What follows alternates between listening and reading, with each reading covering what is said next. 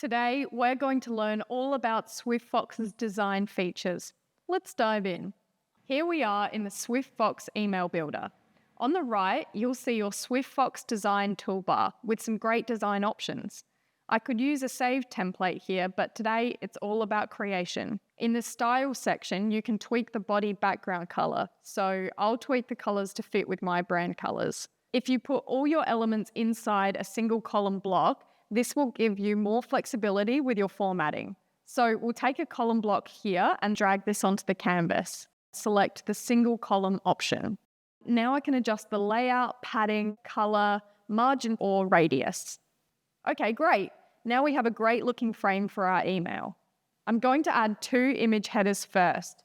Drag the first image block onto the column block and upload. Same as before, play around with the column's padding to position the image. Now repeat. Let's write your email. I'll add the rich text block to my email design.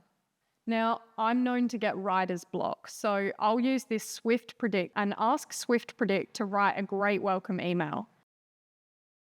I'll then edit the text here to make it my own. I'll add a merge field. To summon a merge field, I'll write the @ symbol, and I can see my list of options here. I'll select @firstname, and I'll create a fallback just in case. I'll adjust the font of my email by selecting the font and color here. Let's add some links and attachments. To add a link, I'll select the button and drag it onto the canvas.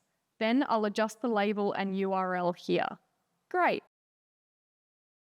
The survey button can be used to link one of your SwiftFox forms to the email, and I'll link a feedback form to this email. How did you find my email? You can also attach a file by selecting here and clicking upload. Now for the sign-off. I'll add my social media links. You can style your social media links as you like. I'll select an icon and copy my URL and voila.